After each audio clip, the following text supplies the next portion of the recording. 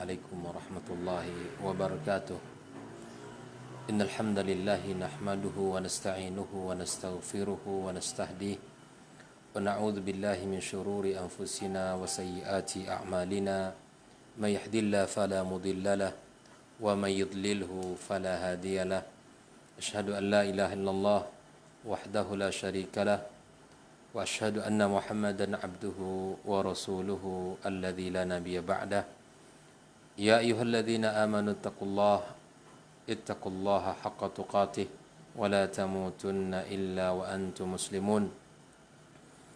يا أيها الذين آمنوا اتقوا الله وقولوا قولا سديدا يصلح لكم أعمالكم ويغفر لكم ذنوبكم ومن يطع الله ورسوله فقد فاز فوزا عظيما.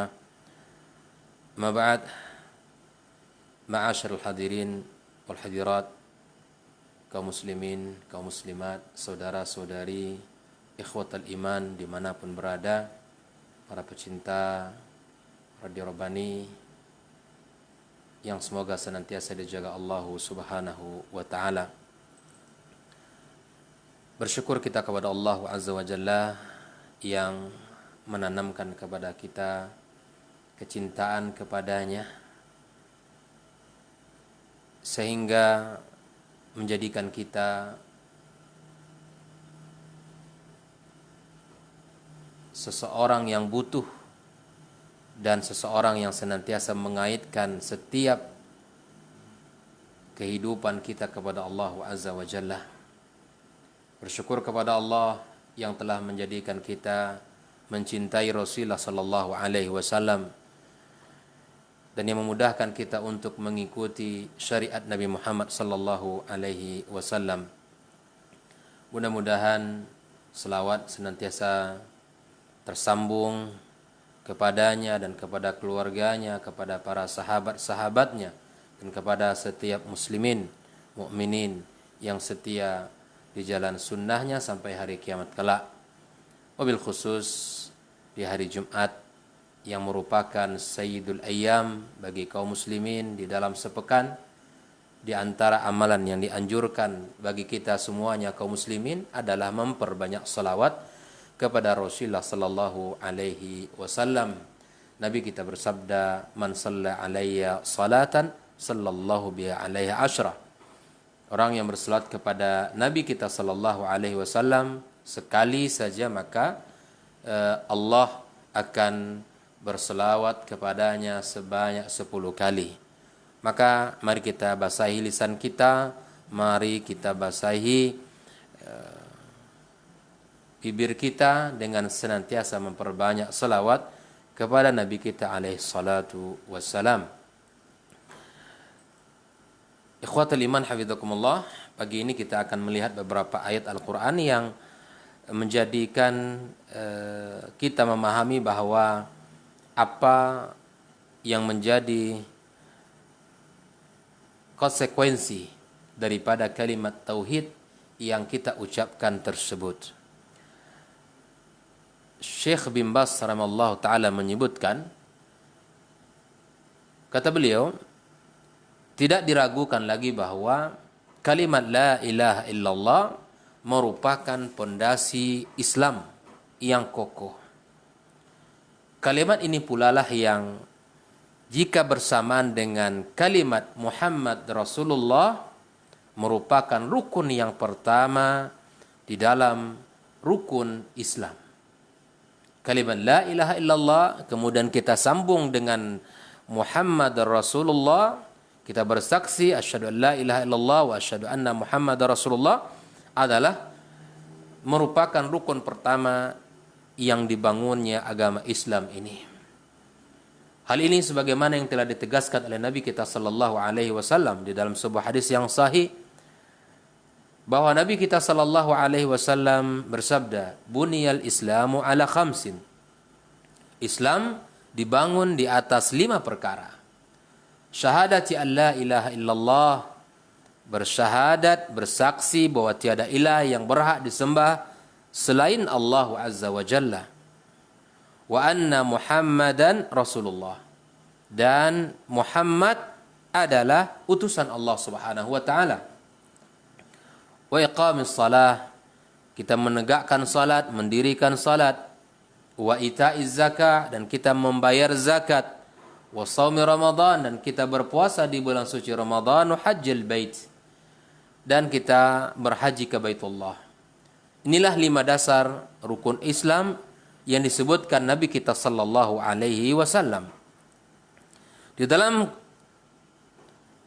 kitab Sahihaini Bukhari dan Muslim disebutkan sebuah riwayat yang bersumber dari Abdullah bin Abbas radhiyallahu tabaraka wa ta'ala bahwa ketika Rasulullah sallallahu alaihi wasallam mengutus Muadz bin Jabal radhiyallahu taala berdakwah ke kota Yaman, maka beliau mewasiatkan beberapa wasiat yang mesti diperhatikan dalam perjalanan dakwah beliau.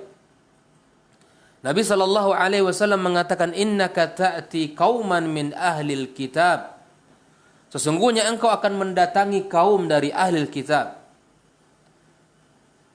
Fad'uhum ila ayyashhadu an la ilaha illallah wa inni rasulullah, maka ajaklah mereka untuk bersyahadat bahwa tiada Tuhan yang berhak disembah dengan benar kecuali Allah Subhanahu wa taala, dan aku adalah utusan Allah Subhanahu wa taala. Ini wasiat pertama, mengikrarkan bahwa Allah dan Muhammad sallallahu alaihi wasallam utusannya. Maka setiap insan, siapapun yang memiliki amanah, siapapun yang memiliki tugas yang mulia di dalam menyampaikan kebenaran, maka kenalkanlah kepada setiap manusia tentang Allah Azza wa Jalla dengan sebenar-benarnya, dan tentang Muhammad sallallahu alaihi wasallam dengan sebenar-benarnya. Ini wasiat pertama. Ini menunjukkan betapa pentingnya asyhadatain. Betapa pentingnya kita beriman kepada Allah Azza wa Jalla, dan betapa pentingnya kita beriman kepada Rasulnya Muhammad sallallahu alaihi wasallam. Lalu kemudian Nabi melanjutkan, fa'in ata'uka lidzalik, jika seandainya mereka mengikuti kamu dalam ajakan tersebut, mematuhi kamu dalam ajakan tersebut, fa'alimhum, maka kabari mereka, annallaha aftarada alaihim 5 salawatin fil yaumi wal lailah. Beritahu mereka, kabari mereka bahwa Allah telah mewajibkan bagi mereka untuk melaksanakan salat 5 kali dalam sehari semalam. Salat 5 waktu yang kita kenal hari ini. Fa in ata'uka lidzalika, jika mereka taat kepadamu di dalam apa yang kamu ajak tadi, setelah bersyahadat kemudian melaksanakan salat, fa'alimhum anna Allah aftarada alaihim sadaqatan tu'khadu min aghniyaihim faturaddu fi fuqaraihim. Maka ajari mereka pula bahwa Allah mewajibkan mereka untuk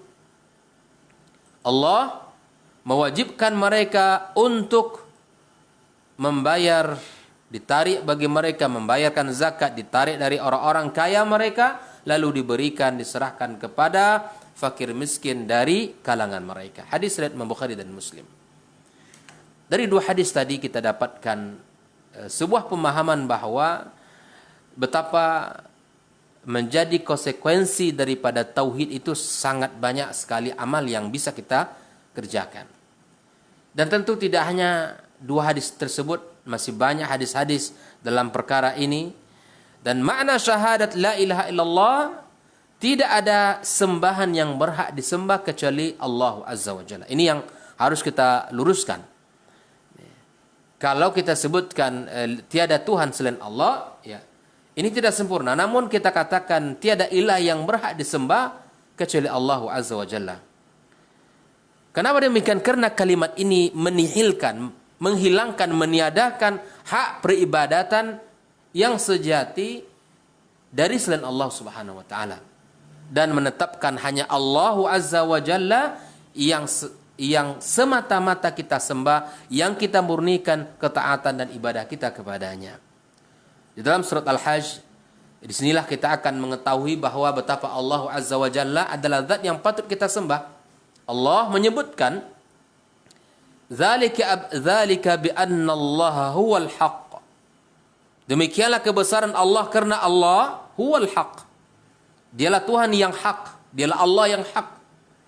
Wa anna ma yad'una min dunihi dan apa saja yang mereka seru selain Allah, apa saja yang mereka sembah selain Allah, huwal batil, adalah sebuah kebatilan. Wa anna Allaha huwal aliyul kabir. Dan sesungguhnya Allah dialah yang maha tinggi dan lagi maha besar. Dari ayat ini kita dapat ambil sebuah pemahaman bahwa Allah yang hak dan selain Allah yang disembah, yang diseru adalah batil. Ini wajib untuk kita sampaikan. Ini wajib untuk kita pelajari. Ini wajib untuk kita dalami bersama. Kita fahami. Sehingga tujuan hidup kita di sini ini jelas. Untuk apa kita di dunia ini tahu kita. Apa yang harus kita kerjakan. Apa yang harus kita tinggalkan. Apa yang harus kita amalkan. Apa yang harus kita jauhkan dalam kehidupan kita.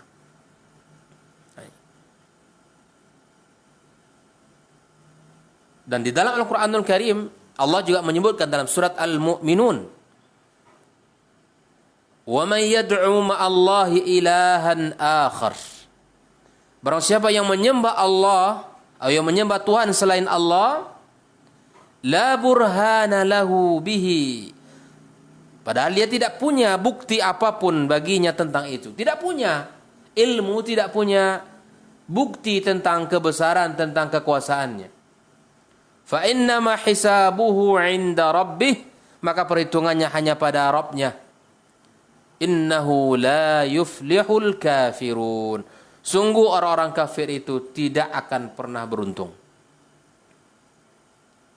Keberuntungan itu kita dapatkan didapatkan oleh orang beriman. Kerugian itu berada pada orang kafir. Orang beriman yang mengamalkan syariat, yang menjaga konsekuensi daripada tauhid tersebut, yang menjalankan aturan-aturan Allah, yang menegakkan hak-hak Allah Azza wa Jalla, itu yang akan beruntung. Di dalam surat Al-Baqarah Allah juga menyebutkan wa ilahukum ilahu wahid, dan Tuhanmu adalah Tuhan yang esa, yang maha esa. La ilaha illa huwar rahmanur rahim. Tiada ilah yang berhak disembah kecuali Dia, Allah yang Maha Pengasih lagi Maha Penyayang. Betapa banyaknya ayat-ayat Al-Quran yang berbicara tentang sebuah konsekuensi, sebuah keagungan dan kebesaran Allah yang mesti kita fahami. Allah juga mengatakan tentang konsekuensi daripada kita bertauhid kepada Allah apa? Wa ma umiru illa liya'budullaha mukhlishina lahuddin. Padahal mereka tidaklah diperintahkan kecuali menyembah Allah Azza wa Jalla dan mengikhlaskan, memurnikan ketaatan kita kepadanya semata dan menjalankan agama Allah yang lurus ini. Kaum muslimin, kaum muslimat, ikhwatal iman, hafizukumullah wa ra'akum. Ayat-ayat yang lain yang sangat banyak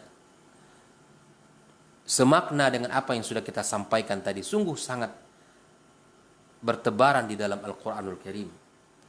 Sangat banyak ayat-ayat yang menunjukkan konsekuensi yang mesti kita lakukan di dalam agama kita setelah kita bertauhid kepada Allah Subhanahu wa taala. Kalimat yang agung ini tidak akan bermanfaat kaum muslimin. Apa kalimat agung? Kalimatut tauhid.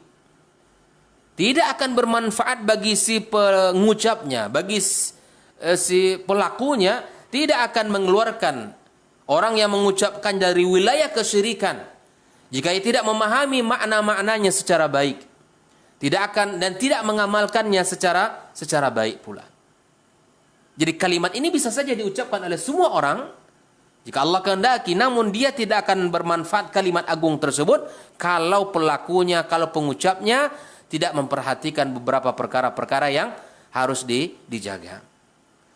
Orang-orang munafik pun mengucapkannya, namun mereka kelak tetap akan menjadi penghuni neraka Allah Azza wa Jalla yang paling bawah karena tidak mengimaninya, tidak mengamalkannya. Demikian pula orang-orang Yahudi, mereka mengucapkan kalimat ini namun mereka tetap di dalam kekafiran mereka. Begitu pula para penyembah-penyembah kuburan, penyembah-penyembah makhluk, yang mereka merupakan orang-orang kafir. Mereka mengucapkan kalimat ini namun perkataan, perbuatan, akidah mereka menyelisih kalimat tersebut. Maka ini pentingnya kita kaum muslimin memahami konsekuensinya apa. Ketika kita memahami kalimat tersebut, ada yang mesti kita perhatikan. Ada yang mesti kita jaga. Ada yang mesti kita jadikan itu sangat penting dalam kehidupan kita. Maka kalimat tidak akan bermanfaat sedikit pun bagi mereka yang mengucapkannya, karena mereka masih dalam amalia-amalia kesyirikan-kesyirikan yang mereka lakukan dalam kehidupan mereka. Maka jangan sampai kalimat agung itu tidak memberikan manfaat bagi kita di dunia maupun di akhirat kelak. Maka kita perlu belajar. Itu perlu kita tahu, perlu kita mengikuti ajaran agama Allah yang sempurna ini. Bahkan sebagian para ulama menghimpun syarat-syarat kalimat tauhid yang mesti kita fahami dalam 2 bait syair. Ilmun, yaqinun, wa ikhlasun. Itu yang pertama. Jadi ketika kita bertauhid kepada Allah Azza wa Jalla, kita harus berilmu, ilmun. Yang kedua yaqin. Setelah kita mengetahui, maka kita harus yakin dengan apa yang kita pelajari tersebut dan apa yang kita pahami tersebut. Wa ikhlasun. Dan diperlukan keikhlasan. Mengucapkan kalimat la ilaha illallah diperlukan ilmu, dan diperlukan keyakinan, diperlukan keikhlasan. Wasidquka ma'a mahabbatin, dan kejujuranmu bersama cinta. Bahwa tidak ada amal yang bisa kita lakukan kecuali dengan rasa cinta kita kepada Allah Azza wa Jalla. Tidak akan bersemangat seseorang beramal kecuali dengan rasa cinta kepada Allah Azza wa Jalla. Wanqiyad wal qabulilah, patuh dan menerima apa yang Allah sampaikan. Wa zida thaminuhal kufranu minka bima siwal ilah minal asya'i qad ulliha. Tambahan yang ke-8 adalah ingkarmu pada semua yang disembah selain Allah Subhanahu wa taala. Dari 2 bait ini mengumpulkan semua syarat-syarat tauhid yang harus kita pahami. Yang pertama adalah ilmu. Sebagai lawan dari kata ilmu adalah tidak tahu, jahil. Di atas telah disebutkan bahwa makna kalimat ini, tiadalah Tuhan yang berhak disembah selain Allah, maka semua hal yang disembah manusia selain Allah adalah sesembahan yang batil. Kita harus tahu itu. Yang kedua, keyakinan. Sebagai lawannya adalah ragu-ragu. Harus yakin dari si pengucap, dari kita, orang-orang beriman, muncul rasa yakin bahwa Allah Azza wa Jalla adalah sebenar-benarnya zat yang berhak disembah. Setelah kita mengetahui ilmunya kaum muslimin, kaum muslimat, kita harus yakin dengan seyakin-yakinnya. Allah adalah zat yang patut kita sembah. Allah adalah zat yang patut kita berikan ketaatan dan ibadah kita kepadanya. Yang ketiga adalah keikhlasan. Keikhlasan dengan seorang hamba memurnikan semua ibadahnya kepada Allah Tabaraka wa Ta'ala, hanya kepada Allah Tabaraka wa Ta'ala, maka insya Allah Allah akan terima. Dan ini merupakan salah satu syarat diterimanya ibadah kita oleh Allah Azza wa Jalla. Dan jika satu ibadah saja itu ditujukan kepada selain Allah, baik itu kepada nabi, kepada malaikat, para wali, para raja, berhala maupun jin dan manusia, berarti dia telah menyekutukan Allah Azza wa Jalla, dan itu akan membatalkan syarat keikhlasan. Di makna keikhlasan itu kaum muslimin, kaum muslimat, kita memurnikan ibadah kita hanya kepada Allah semata, dengan diikutkan rasa cinta kita kepadanya, rasa cinta kita kepada syariatnya, dan tidak kita mengharap satu apapun selain kepada Allah Azza wa Jalla. Yang keempat adalah kejujuran. Orang-orang mengucapkan kalimat syahadat haruslah mengucapkan tulus dari dalam hatinya. Hatinya sesuai dengan lisannya. Hatinya harus sesuai dengan lisan. lisannya sesuai dengan hatinya. Jika ia mengucapkan dengan lisan saja sedangkan hatinya tidak mengimani, maka kalimat ini tidaklah bermanfaat baginya. Dan dengan demikian, ia tetap berstatus sebagai kafir. Antara lisan dengan hati itu harus jujur. Apa yang diucapkan lisan itu juga merupakan bagian dari isi hatinya. Bukankah keimanan itu memiliki 3 unsur? Keyakinan yang ada dalam hati jujur, yang diucapkan oleh lisan jujur, dan yang diamalkan sesuai dengan perintah dan syariat secara jujur pula. Ini harus kita fahami kaum muslimin. Inilah syariat. Kita tidak boleh menambah mengurangi, dan kita tidak boleh berinovasi. Kejujuran ini merupakan syarat mengucapkan kalimat la ilaha illallah. Kemudian yang kelima adalah cinta. Maknanya ialah harus mencintai Allah Azza wa Jalla. Jika ia mengucapkan kalimat ini namun tidak mencintai Allah, ia tetap menjadi kafir. Tidak masuk ke dalam orang-orang yang beriman atau disebut dengan muslim. Sebagaimana orang-orang munafik. Allah tabaraka wa taala katakan, "Qul in kuntum tuhibbunallaha fattabi'uni yuhibbukumullah." Katakan Muhammad, jika kamu mencintai Allah, ikutilah aku, niscaya Allah akan mencintaimu. Kecintaan kepada Nabi sallallahu alaihi wasallam merupakan kecintaan kita kepada Allah. Agar kita dicintai Allah, maka cintai Nabi Muhammad sallallahu alaihi wasallam. Dan ini merupakan sebuah konsekuensi. Apa saja dalam syariat ini yang kita lakukan harus dibina, dibangun di atas cinta kita kepada Allah Azza wa Jalla.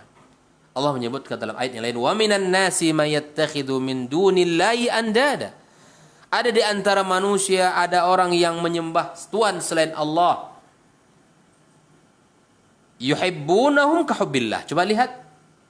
Yuhibbunahum kahubbillah. Sebagai tandingan yang mereka cintai seperti mereka mencintai Allah.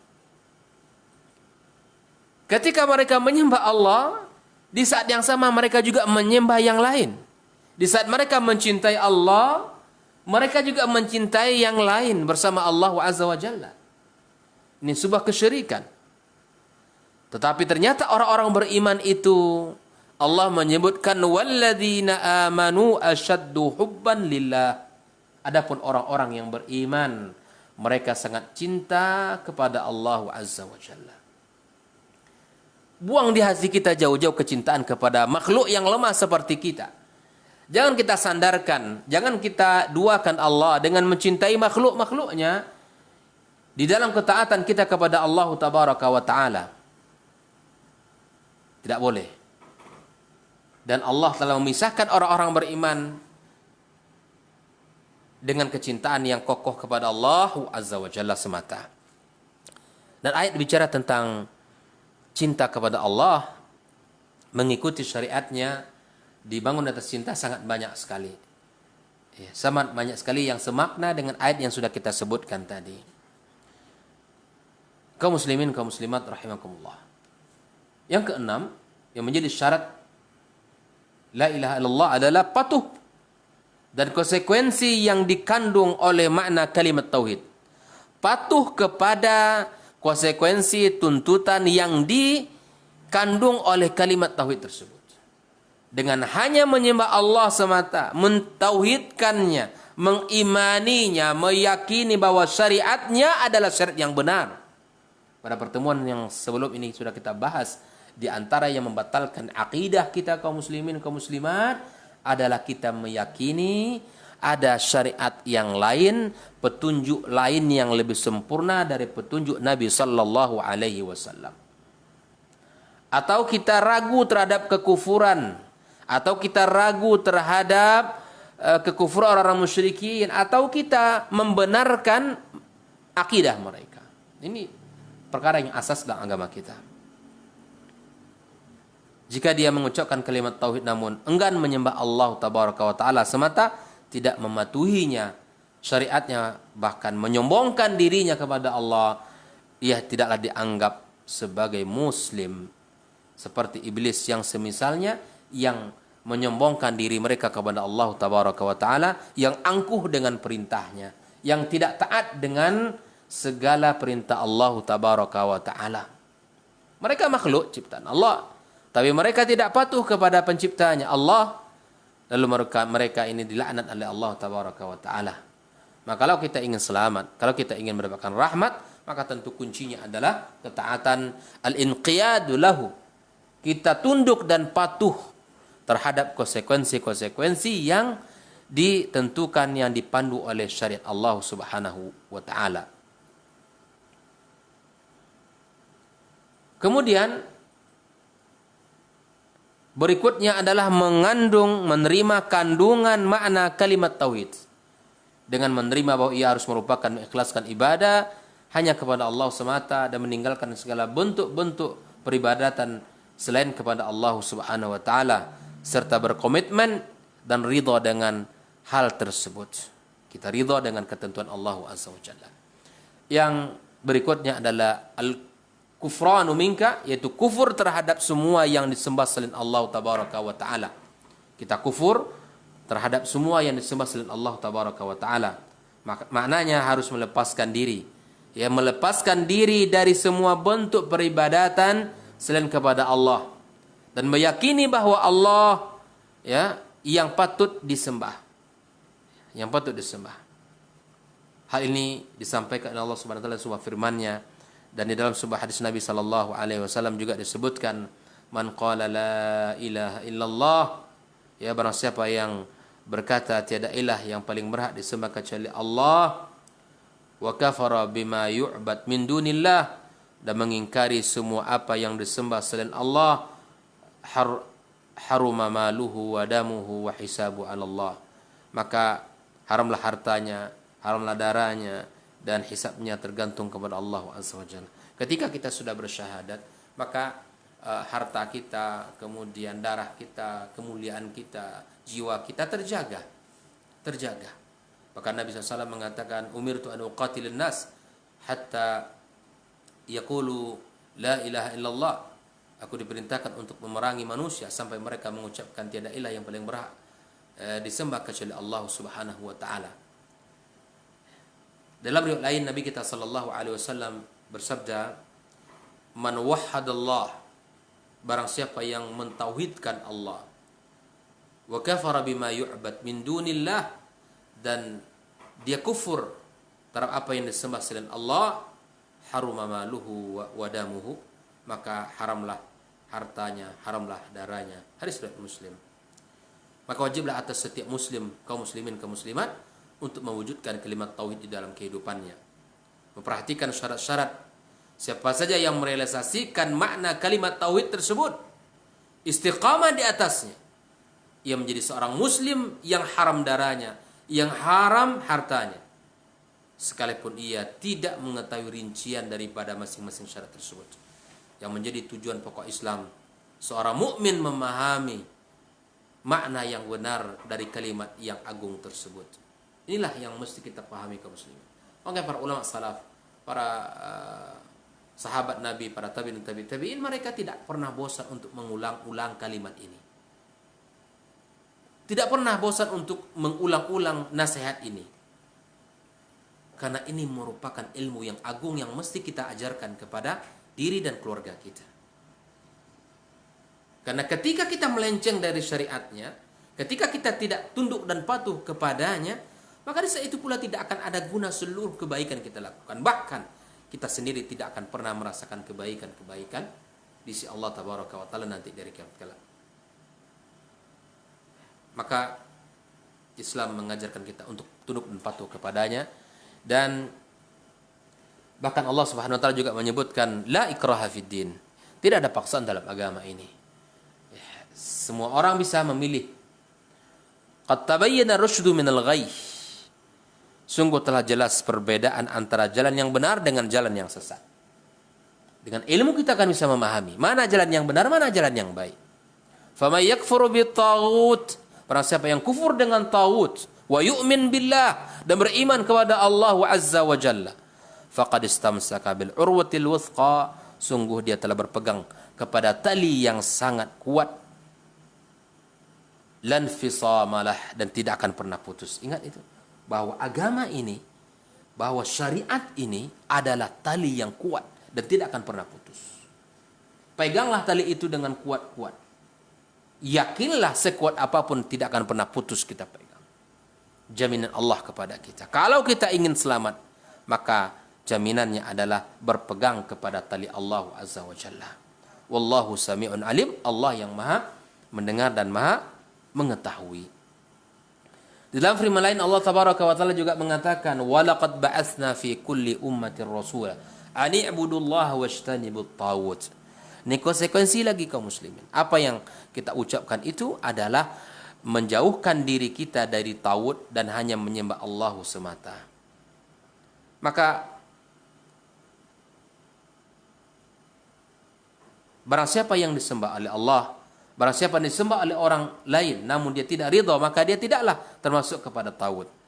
Misalnya para nabi, banyak orang yang menyembahnya, orang-orang saleh, para malaikat. Sejatinya taghut itu adalah setan yang menyeru manusia untuk menyembah dirinya dan dia jadikan peribadatan pada dirinya. Kita memohon kepada Allah Azza wa Jalla perlindungan agar kita dan di keluarga kita kaum muslimin secara umum ya terselamatkan dari segala bentuk kejelekan-kejelekan.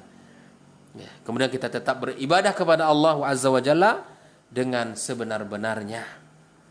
Oleh itu kaum muslimin, kita harus paham dengan syariat Allah Azza wa Jalla dengan baik. Ya, kita harus bisa berusaha dengan semampu kita untuk belajar agama dengan baik dan kemudian kita amalkan agama kita. Kita lihat beberapa contoh-contoh yang bisa keluar dari apa yang telah kita sebutkan tadi, seperti di antara perbuatan syirik-syirik yang menghancurkan agama kita adalah menyembah malaikat, berhala, kemudian pepohonan, bebatuan, bintang-bintang, dan yang semisalnya, menyembelih dan bernazar untuk mereka, sujud kepada mereka, dan yang lainnya. Masih banyak contoh-contoh yang bisa kita pahami. Atau juga perkara-perkara yang mesti kita jauhi adalah menghalalkan apa yang diharamkan Allah atau sebaliknya. Ya. Kita sudah ketahui keharamannya, lalu kemudian kita harus tinggalkan. Jangan kita lakukan. Seperti zina, merupakan perkara yang diharamkan Allah, minum khamar, mendurhakai orang tua, riba, dan lain sebagainya. Contoh lain menyaksikan perkataan atau perbuatan yang Allah wajibkan.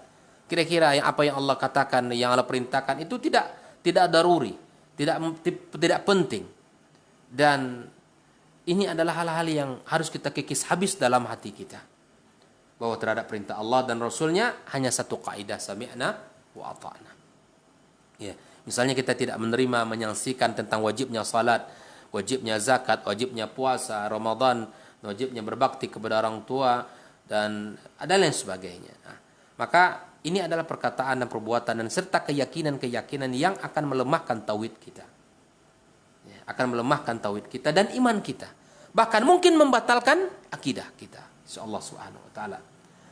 Oleh itu kaum muslimin kaum muslimat, mari kita bersama-sama berusaha untuk senantiasa ya mempelajari konsekuensi tauhid sebagaimana yang telah disampaikan Allah dalam Al-Qur'annya dan yang telah dijelaskan oleh Nabi sallallahu alaihi wasallam di dalam sunnahnya. Orang-orang beriman kata Allah, innamal mu'minuna alladzina idza dzukirallah wajilat qulubuhum. Orang beriman itu apabila dibacakan ayat Allah maka hatinya bergetar. Wa idza tuliyat alaihim ayatuhu zadatuhum imana. Jika dibacakan kepada mereka ayat-ayatnya maka bertambahlah keimanan dia. Wa ala rabbihim yatawakkalun, dan mereka bertawakal kepada Rabb mereka. Wa yazidullahu alladzina ihtadaw hudan, dan Allah akan menambahkan petunjuk kepada mereka yang telah mendapat petunjuk. Jadi petunjuk ini milik Allah tabaraka wa taala. Hidayah ini haknya Allah azza wa jalla. Maka Allah yang akan menambahkan, mintalah kepadanya. Allah pula akan mencabut, maka berlindunglah darinya. Allah yang memberikan, maka mintalah kepadanya. Allah yang mencabutnya, maka berlindunglah dari keburukan tersebut. Allah yang akan menambahkan keimanan di hati orang-orang beriman dan akan menambahkan petunjuk-petunjuknya. Dan kita sebagai orang yang senantiasa berusaha meningkatkan ketaatan kita kepada Allah, maka ini perlu kita gali dan kita dalami tentang apa-apa yang telah dituntun oleh syariat melalui Al-Quran dan Sunnah Nabi Sallallahu Alaihi Wasallam. Mudah-mudahan kita memahami konsekuensi ini dan bisa kita mengamalkan di dalam Al-Quranul Karim, mengamalkan dalam kehidupan kita, dan semoga Allah berkahi pertemuan kita pada pagi yang sangat mulia ini. Wabillahi taufik, dan saya kembalikan kepada Ustaz Rai. Baik, barakallahu fikum Ustaz untuk materi kita di kesempatan hari ini, mudah-mudahan bisa dipahami atau bisa diamalkan juga untuk Anda yang sudah mendengarkan dari awal. Seperti biasa di sesi terakhir atau di menit-menit terakhir yang tersisa, untuk Anda yang ingin bertanya melalui pesan singkat di WhatsApp ataupun di line telepon kita, silakan menggunakan 1273 335531 terkait materi yang disampaikan. Sambil kita menunggu telepon, kita jawab pertanyaan yang sudah masuk di WhatsApp untuk kesempatan hari ini. Baik, Assalamualaikum warahmatullahi wabarakatuh, Ustaz. Assalamualaikum warahmatullahi wabarakatuh. Afwan Ustaz, izin bertanya, bagaimana hukum jika kita banyak atau seringkali mengucapkan kata seandainya? Apakah ini termasuk tidak percaya atau kurang percaya dengan takdir Allah Subhanahu wa taala? Jazakallahu khairan, Ustaz. Naam, alhamdulillah wassalatu wassalamu ala Rasulillah wa ala alihi wa sahbihi wa mawala ma ba'd. Terima kasih atas pertanyaannya. Nabi sallallahu alaihi wasallam memberikan kepada kita sebuah panduan. Kalau kalimat andai itu dalam bahasa Arabnya adalah lau. Andainya saya lakukan ini maka saya begini. Andainya saya buat ini maka hasilnya ini.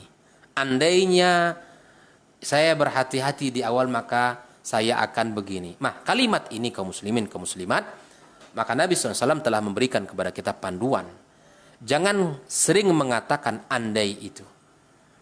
Tetapi jika seandainya di dalam kehidupan kita, jika di dalam proses kehidupan kita ini, apa yang kita jalani di dalam ujian kita, apa yang kita hadapi di dalam mendidik anak kita, apa yang kita hadapi di dalam usaha kita, di dalam pekerjaan kita, dalam segala hal urusan kita, yang pertama dituntut adalah kita maksimal. Kita dituntut maksimal. Itu yang pertama. Lakukan secara maksimal. Yang kedua, minta tolonglah kepada Allah Azza wa Jalla. Minta tolong kepada Allah agar Allah berikan taufik.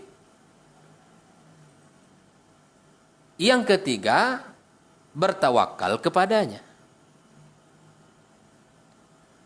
Nah, ketika kita lakukan tiga hal tersebut, berikhtiar, lakukan secara maksimal, kemudian memohon kepada Allah taufiknya, dan kemudian kita bertawakal kepada Allah. Jika kita mendapatkan hasil tidak sesuai dengan apa yang kita inginkan, maka cukup kita katakan qadarallah wa ma syaa fa'al. Qadarallah wa ma syaa fa'al.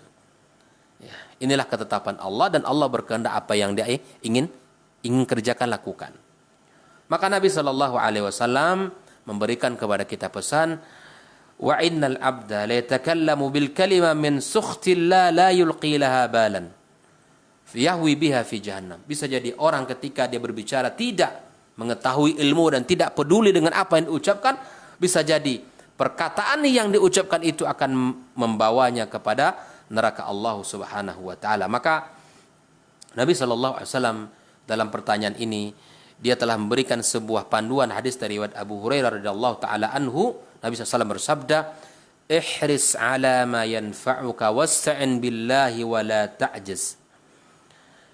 Bersungguh-sungguhlah dalam hal-hal yang bermanfaat bagimu dan mohonlah Bersungguh-sungguhlah kepada Allah. Arti ini kesungguhan tadi. Wasta'in billah, dan minta tolonglah kepadanya dalam segala urusan kita.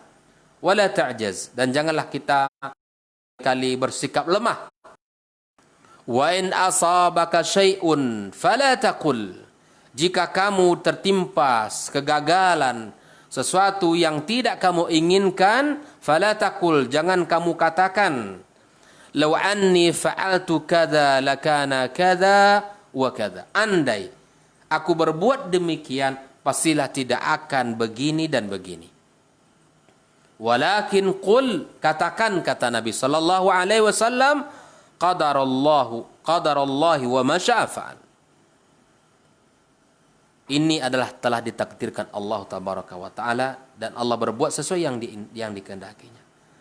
Kenapa demikian? Karena kita tidak boleh mengatakan andai-andai. Fa inna law taftahu amal syayatin.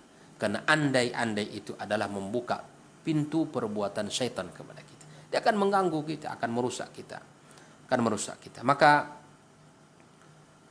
Allah tabaraka wa taala juga telah mengatakan dalam sebuah ayatnya, ma asaba min musibatin fil ardi wala fi anfusikum illa fi kitabim min qabl an nabra'aha inna dzalika 'ala Allah yasir. Setiap bencana yang menimpa di bumi dan yang menimpa dirimu, semuanya telah tertulis dalam sebuah kitab Lauhul Mahfuz sebelum kami mewujudkannya, kata Allah. Inna dzalika 'ala Allah yasir, sesungguhnya yang demikian itu adalah mudah bagi Allah Subhanahu wa taala. Maka kita harus bisa menerima itu keputusan Allah, dan kita harus berusaha. Dan kalau kita sebagai orang tua, akhi fillah atau ukhti fillah, maka sering-seringlah mengucapkan ini di hadapan anak kita. Karena terkadang anak-anak kita ini dalam permainan, dalam kehidupan mereka, ya mereka kesal di dalam apa yang mereka lakukan. Tapi ajari kepada mereka nasihat Nabi tadi, katakanlah Allah telah menetapkan ini untuk kita semua, dan Allah berhak berbuat apa yang dikehendakinya. Kita sebagai orang beriman menerima. Ajarkan ini. Dan jangan kesal sehingga kita membanting sesuatu atau merobek-robek sesuatu, atau apa saja yang kita bisa lakukan demi melampiaskan rasa kesal kita. Jangan. Yang terbaik adalah pilihan Allah. Belum tentu yang terbaik itu adalah pilihan kita. Maka seorang yang beriman kepada Allah, dia percaya dengan pilihan Allah untuknya, bukan atas pilihannya. Wabillahi taufik. Baik, barakallahu jazakallahu khairan untuk jawabannya, mudah-mudahan bisa dipahami oleh antum yang bertanya. Kita pertanyaan berikutnya, Ustaz. Assalamualaikum Ustaz. Waalaikumsalam. Semoga Allah Subhanahu wa taala selalu menjaga Ustaz dan keluarga. Amin. Yang mau Anda tanyakan, apakah itu akidah wasitiyah? Karena Anda bingung di sini Ustaz, ada juga yang mengatakan akidah Ahlus Sunnah wal Jamaah. Sebenarnya akidah kita akidah yang mana Ustaz? Jazakallahu khairan. Nah, akidah kita, akidah yang disampaikan Nabi sallallahu alaihi wasallam, ma ana alaihi wa ala ashabi. Apa yang saya ajarkan, apa yang saya anut, apa yang saya sampaikan, kata Nabi sallallahu alaihi wasallam, dan apa yang diamalkan oleh para sahabat-sahabatnya. Ya, jadi inilah yang akidah kita pelajari, akidah Ahlus Sunnah wal Jamaah, ya akidah al-wasitiyah, ya yang maksudnya adalah akidah yang dibangun di atas dalil, yang diyakini oleh Nabi kita sallallahu alaihi wasallam, dan yang diyakini oleh para sahabat dan diamalkan oleh mereka. Jadi kita mempelajari itu berdasarkan apa yang disampaikan Nabi sallallahu alaihi wasallam. Itulah yang disebut dengan orang-orang yang Ahlus Sunnah, orang-orang yang berpegang teguh kepada Nabi sallallahu alaihi wasallam. Jadi adapun kita ada sebuah kitab, barangkali Anda memasukkan ada Aqidah Al-Wasithiyah, ada. Itu sebuah kitab yang ditulis oleh ulama kita yang dinamakan dengan kitab Aqidah Al-Wasithiyah. Ada Aqidah At-Tahawiyah, ya, itu juga merupakan kitab-kitab yang bagus untuk kita pelajari. Ada Aqidah Al-Wasithiyah adalah karya Syekhul Islam Ahmad ibn Abdullah ibn Taimiyah rahimahullah taala. merupakan ringkasan dari risalah menjelaskan prinsip-prinsip keimanan kepada Allah Subhanahu wa taala, akidah yang menjadikan pijakan generasi terbaik umat ini dengan sangat baik. Sehingga dikatakan bahwa setiap keyakinan yang bertentangan dengan apa yang ditulis oleh Ibnu Taimiyah dalam risalah ini berarti telah menyelisih jalan yang lurus dari Nabi kita sallallahu alaihi wasallam. Maka di masa yang semakin jauh dari kenabian, masa yang semakin jauh dari kerasulan Nabi kita sallallahu alaihi wasallam, di mana semakin banyak kesesatan dari sisi akidah, semakin banyak penyimpangan-penyimpangan, maka kaum muslimin perlu untuk mempelajari rincian akidah dan prinsip iman yang tertuang dalam risalah tersebut. Setidaknya ada 4 alasan yang kita mendasarkan. InsyaAllah kita bahas pada pertemuan berikutnya. Ala kulli hal, yang maksud akidah itu adalah akidah ma'alan Nabi SAW dan apa yang diamalkan oleh para sahabatnya. Wabillahi taufiq. Baik, jazakallahu khairan Ustaz untuk jawabannya, mudah-mudahan bisa dipahami oleh yang bertanya. Kita ke pertanyaan selanjutnya Ustaz. Assalamualaikum Ustaz. Waalaikumsalam. Izin bertanya Ustaz. Di dalam Al-Quran ada yang menjelaskan terjemahannya kira-kira seperti ini, bahwa laki-laki muslim boleh menikah dengan wanita ahlul kitab. Apakah ahlul kitab itu sekarang masih ada Ustaz? Jazakallahu khairan. Bismillahirrahmanirrahim. Alhamdulillah wassalatu wassalamu ala Rasulillah wa ala alihi wa sahbihi wa mawala ma ba'd. Nam ahlul kitab ya yang disebutkan itulah orang-orang Yahud. Tetapi itu dalam syariat yang dibawa oleh Nabi sebelum Nabi Muhammad sallallahu alaihi wasallam. Namun apakah orang-orang ahlul kitab hari ini adalah mereka ahlul kitab di zaman dahulu? Nah, ini yang perlu kita pertanyakan. Para ulama kita telah menyebutkan bahwa ahlul kitab hari ini telah terjadi banyak penyimpangan-penyimpangan, ya, perombakan-perombakan dari agama yang sesungguhnya. Ya, ini tentu tidak menjaminkan bagi kita untuk memahami bahwa ahlul kitab hari ini layak untuk kita nikahi. Akhi fillah, jika Anda yang bertanya laki-laki, maka masya Allah masih banyak akhwat mukminah ya yang berakidah dan bermanhaj yang benar. Maka carilah akhwat-akhwat tersebut yang berakidah kokoh, yang bermanhaj benar dan semangat di dalam beramal kepada Allah Subhanahu wa taala.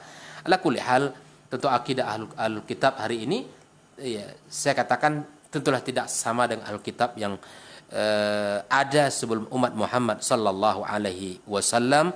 Wallahu taala alam shawab, wabillahi taufik. Baik, barakallahu fikum, jazakallahu khairan Ustaz untuk jawabannya. Kita ke pertanyaan berikutnya Ustaz. Assalamualaikum warahmatullahi wabarakatuh Ustaz. Mengenai pernikahan Ustaz, insya Allah dalam waktu dekat anak akan menikah dengan seorang akhwat, tapi beliau tidak memiliki lagi ayah kandung. Apakah dalam proses ijab qabul nanti anak harus menyebutkan ayahnya atau ayah tirinya? Nah Ustaz.